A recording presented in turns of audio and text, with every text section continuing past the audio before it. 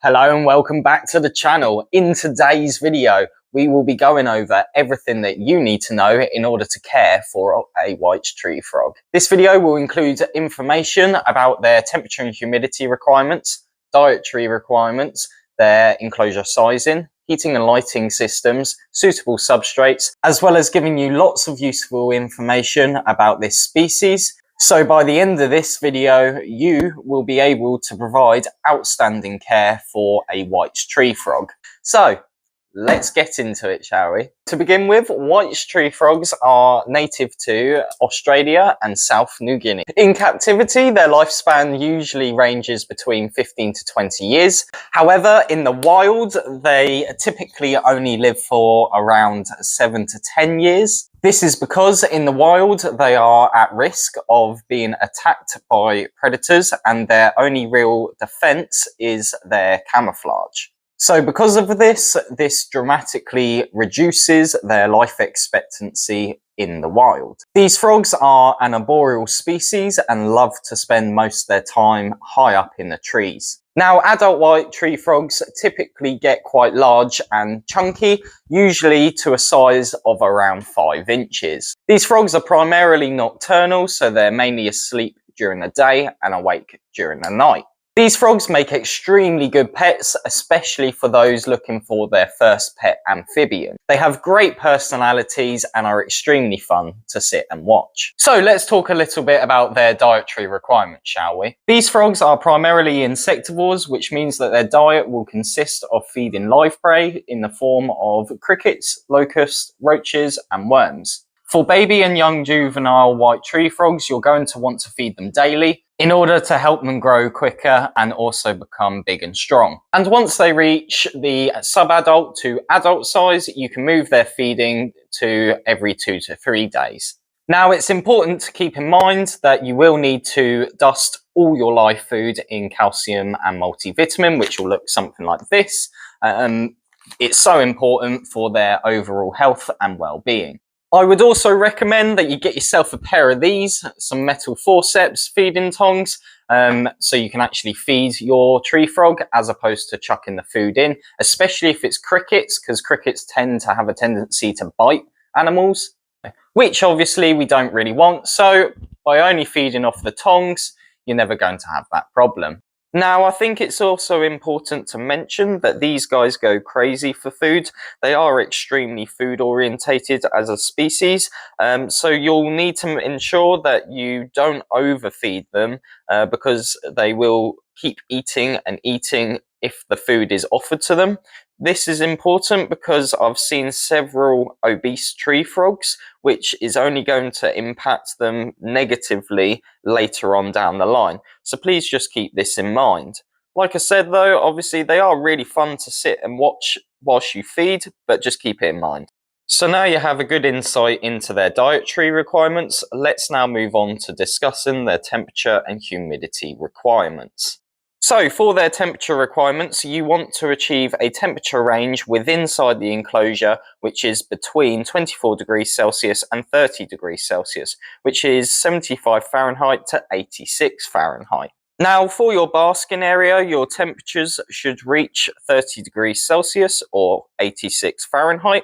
The basking area is basically the area which your frog is going to go to so it can warm itself up. This area is usually located below the heat lamp.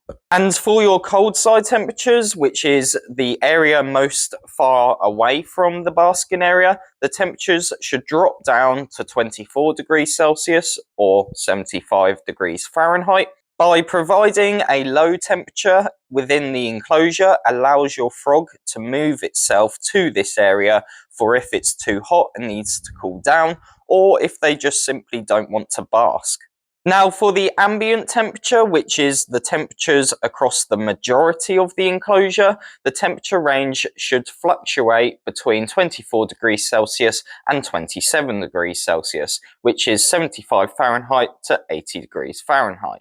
Now, you will need a way to test your temperatures, and personally, I would recommend you pick up one of these. This is the Exoterra infrared thermometer. Personally, I prefer using one of these purely because you can actually test the temperature all around the enclosure and not just one specific spot. But there are alternatives. You can also use this stick-on thermometer, and you can also get these digital thermometers. The only downside to these are they will only test the temperatures within the spot which you run the probe for the digital thermometer, or if you did go for this one, it's only going to test the temperature where you stick that in the enclosure. Now, I will mention that personally, I would recommend that you don't let the temperatures drop below 18 degrees Celsius, which is 64 Fahrenheit. Most people's household temperatures are usually above 18 degrees Celsius, but obviously if you live in an area which is very cold, it might just be something that you need to keep an eye on. And if it is below 18 degrees, then you can run a nighttime heating system. Now, I'd like to mention that you should offer a large water dish, which is filled with clean water daily. This will allow your frog to bath as well as drink from. You will also need to make sure that you treat the water which you use in your misting bottle as well as the water within your water bowl. For example, I use this Exoterra terrarium water conditioner, and it will make the water safe to use in your terrarium for all your frogs. It also removes the chlorine and chloramine. But the main reason why we do this is because a lot of frogs have sensitive skin. Oh, and also you're going to want to get a hygrometer to test the humidity in your enclosure. So now let's move on to their setup requirements. To begin with, I'd like to touch on their enclosure sizing. For a baby or juvenile white tree frog, I would recommend a minimum of a 30 by 30 by 45 high terrarium, which will look something like this. However, if you want to provide them a bit more space, you can give them a 45 cubed enclosure. This will be great for them too. Like I say, this would be the absolute minimum requirement that I would recommend. Obviously, over time, you're going to need a bigger enclosure. Once they grow to sub-adult to an adult size, I would recommend moving them into a 45 by 45 by 60 high terrarium. And this would be the absolute minimum size, which I would recommend you offer to a single adult being housed on its own.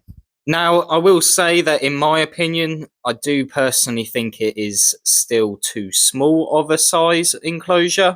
Personally, I would give them a 60 wide by 45 deep by 60 high, or even the 91 centimeter width by 45 deep by 60 high terrarium.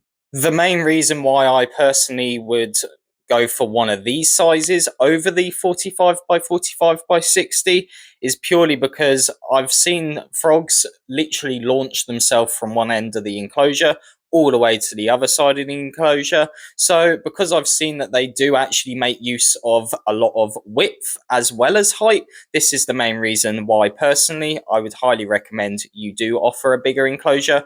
But like I said, obviously as an absolute minimum, a 45 by 45 by 60 will be fine for a single adult being kept on its own. However, if you are keeping multiple frogs together, I would 100% recommend that you go for a bigger enclosure. So now let's move on to their heating equipment, or their heating system, shall we say. Now, personally, I would highly recommend that you provide a heat lamp for your white tree frog, which will look something like this one. Now, for the heat bulb itself, personally, I would recommend either a 35 watt halogen, which will look something like this, or you can also go for something like the 50 watt spotlight bulbs. There's loads of other brands on the market. This is just what I had on the shelf knocking about. But personally, I find that the halogen ones are the best for the tree frogs. Both these bulbs will work fine for the smaller enclosures and also for the 45 by 45 by 60 terrarium. However, obviously, if you have gone for a much bigger enclosure, like the 91 centimeter enclosures, you might find you might need a higher wattage bulb. For whichever bulb you decide to go for, you are going to need to make sure to pick yourself up one of these. This is a dimming thermostat. And what this basically does is it controls and regulates the temperature within inside your enclosure, which you set to on the device. So for example, what happens is you will plug your heat lamp into this device. You will then run the probe, which is on this device, into your enclosure and have it placed where you want the basking spot to be, or where you want your frog to sit to get the ideal basking temperature of 30 degrees. And then what you do is you set the device to 30 degrees, and then that will control and regulate that heating bulb, just to make sure that the enclosure isn't going to get too hot. And obviously, if the enclosures drop in temperature, it's going to boost that temperature back up to the ideal basking temp. This is also important because obviously if you don't control that heat bulb, the heat bulb will just keep rising in temperature and your enclosure will get very hot, which obviously in turn is going to affect your tree frog. Now you can also use a ceramic heater bulb. This is the 50-watt one. But if you do go for this option, you are going to need to make sure that you get a pulse thermostat, not a dimming thermostat. Personally, I only ever use these for a source of nighttime heating to keep those temperatures above 18 degrees Celsius. Rather than using this as my main source of heating, the reason why I don't use one of these as my main source of heating is because the halogen bulbs and the spotlight bulbs are far better than using one of these. But obviously, yes, it does do the job and it will provide that heat. So like I said, I would personally only use the ceramic heater for nighttime heating. Now, alternatively, you can also use a heat mat like you can see on the screen, and all you do is simply stick it to the side of the enclosure. Again, though, it's not the best source of heating. It works similar to the ceramic bulb. They both work like radiators, but obviously they both don't give off light, which is why I'd highly recommend the halogen and the incandescent spot lamp over either of these two options. But like I said, if you're going for nighttime source of heating, these do work great and they will provide that nighttime heating spot. If you do decide to use a heat mat, make sure you buy a matte thermostat as opposed to a dimming thermostat or a pulse thermostat. Now, that being said, I do have a lot of customers that do use heat mats just stuck to the side of the glass of the enclosure. And yeah, it does do the job and their frogs are living quite happily and healthily. But obviously, we're trying to strive for the best adequate care. So because of this reason, this is why I am recommending the heat lamp over the heat mat or ceramic bulb options. Now, I will say that if you have the smaller enclosure, like the 30 by 30 by 45 for the young baby and juveniles, you can get away with using a heat mat on the side. This obviously is going to provide heat for them, and then you can invest into a heat lamp system for when they upsize to their forever home. Hopefully I have answered most questions you might have about the heating for the White's tree frogs. If you do have any further questions, just drop them into the comments down below. So moving on to the lighting requirements now. First of all, if you've gone bioactive, which is where you install live plants into the terrarium, you're going to need a jungle dawn or basically an LED bar to promote plant growth. Even if you haven't gone bioactive, I'd still recommend installing one of these purely because they do give off quite a lot of light and they will obviously help your frog determine night from day. Now, personally, I would recommend installing UVB for your White's tree frogs. They're on Ferguson Zone 2, and they basically require about 2 to 5% UVB. Now, for a 45 by 45 by 60 high terrarium, which was the minimum for an adult, I would recommend this 7% 8-watt T5 kit. And if you've gone for a bigger enclosure, which hopefully you have, I would recommend getting a 24-watt 6% UVB T5 kit. But like I said, personally, I would definitely highly recommend installing UVB for your White's tree frogs. So hopefully that answers all your questions regarding lighting. Now let's move on to discussing some suitable substrates which you can use for your White's tree frogs. Now, before we do go over the different substrates which you can use, I'm going to take this opportunity to tell you that personally, I would 100% recommend going bioactive for your White's tree frogs. If I'm honest, any kind of frog, most amphibians will do a lot better when they're actually in a live planted enclosure. In addition to that, obviously having a bioactive ecosystem is going to contribute to your humidity within the enclosure. On top of that, obviously, it is a lot more aesthetically pleasing having a beautifully live planted enclosure. But like I say, personally, I only ever keep amphibians in a live planted enclosure. They are always more active in a live plant terrarium,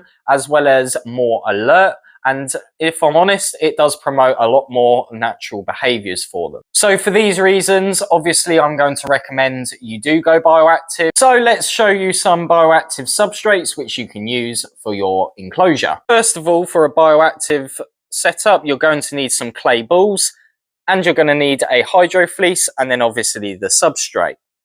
Now, the hydro balls or the clay balls, as you can see, go at the bottom and they act as your drainage layer. And then obviously you have your drainage barrier, which separates the drainage from the substrate. And then obviously you have your substrate on top. Now, personally, if you are doing a biomix, I would highly recommend the Arcadia Earth Mix. You can also use the Jungle Bio 2, that also works as well. In addition, Lucky Reptile make this awesome jungle bedding. This works too. And I'm pretty sure that ProRep and also Exoterra do some good versions of jungle bedding too. So that's basically everything you need to know about substrate. It really isn't that complex. Like I say, obviously, personally, I use the Earth Mix, but obviously it's going to be down to personal preference. So now that we've covered the substrate, let's move on to discussing their decor.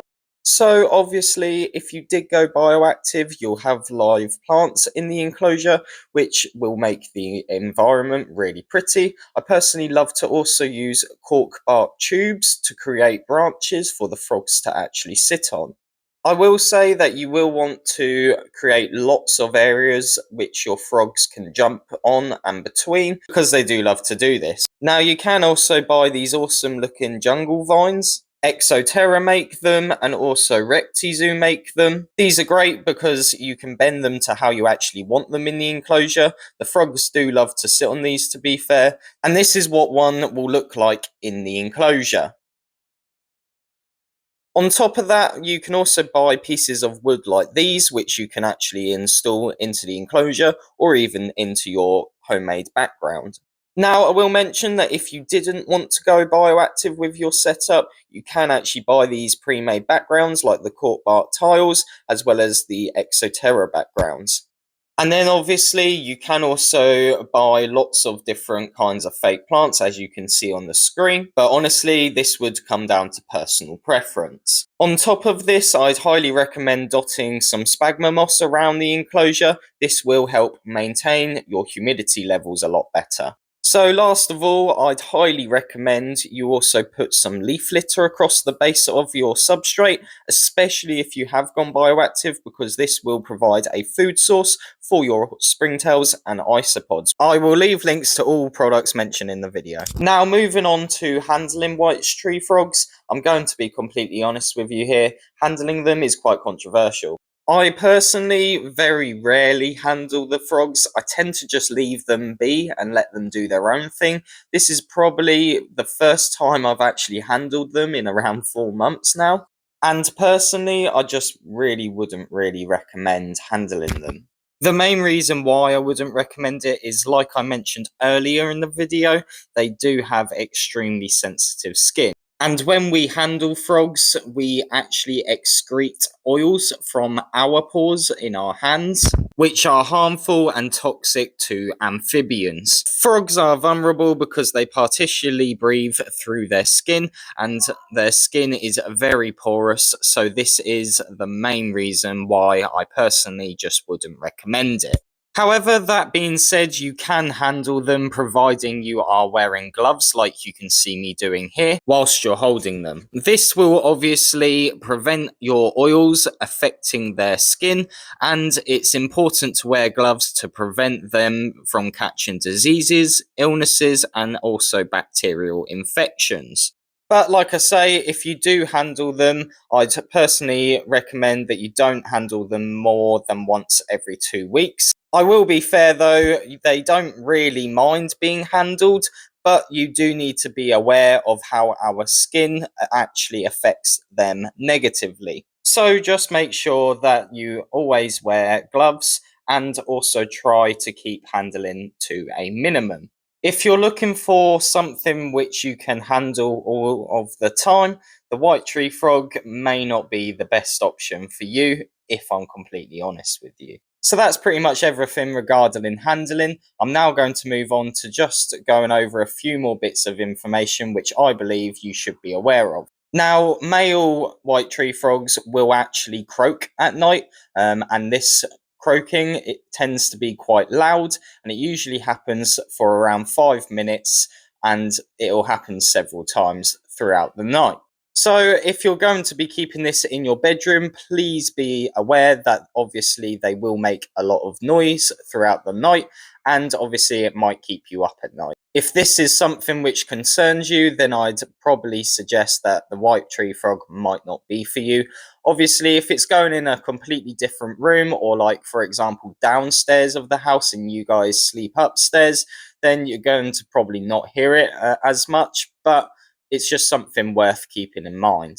I will be completely honest though, white tree frogs do make great pets. They are extremely friendly, they have funny personalities, and are also extremely fun to feed as well as watch them eat. They are usually always fairly docile too, which obviously is a benefit. But if you are looking for an amphibian, like I say, the white tree frog could be a great option, but there is obviously those few things which you're going to want to keep in mind. So that's pretty much everything you need to know in order to care for a white tree frog, as well as set up a thriving enclosure for your frog. I will make sure to leave links to all of the products which I've mentioned in this video down in the description below. If you have any questions which I haven't already answered within this video, please feel free to let us know in the comments below and I'll make sure to answer them. Also, let us know what you thought of this video in the comments below. Hopefully you enjoyed this video and found it useful. If you did, please feel free to drop us a like. And also consider subscribing to the channel. We've got lots of videos lined up for the future. So if you want to know more about reptiles, this is what this channel is all about. I'd highly recommend that you subscribe and join our community today. But yeah, that's pretty much it for today's video, guys. I hope you enjoyed it, and thanks again for watching. And I look forward to seeing you in my next video. See ya!